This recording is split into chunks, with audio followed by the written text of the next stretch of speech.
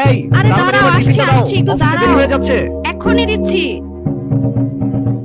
কি ব্যাপার, এত দেরি হয় কেন তোমার টিফিন দিতে? আগে থেকে গুছিয়ে রাখতে পারো না কেন? আরে সে সকাল থেকেই তো কাজ করছি, নাস্তা বানালাম, তোমার নাস্তা দিলাম, বাচ্চার টিফিন দিলাম। এতগুলো কাজ করতে তো আমার একটু সময় লাগে। তোমার জন্য আমার প্রত্যেকদিন অফিসে দেরি হয়। নিজে তো দুটো পয়সা কামাই করো না, আমার উপর ডিপেন্ডেন্ট হয়েই আছো। নিজে ইনকাম করলে বুঝতে পারতে। হ্যাঁ, আসলে তো আমি ডিপেন্ডেন্ট, আমি কোনো কাজই করি না। এই যে নাও, টিফিন বক্সটা ধুয়ে রাখো। আর বাসার এই অবস্থা কেন?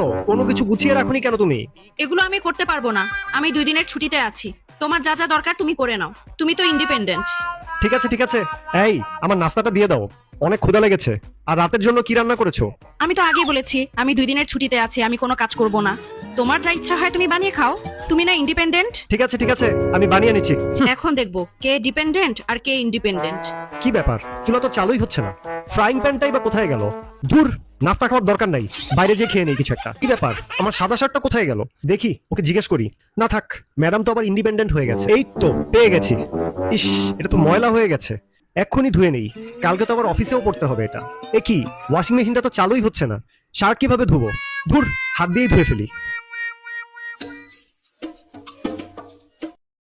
উফ, অনেক ক্ষুধা পেয়েছে, পেট ভরে খেতে হবে আজকে। আরে ভুলেই তো গিয়েছি, বাসায় তো আজ কিছুই রান্না হয়নি।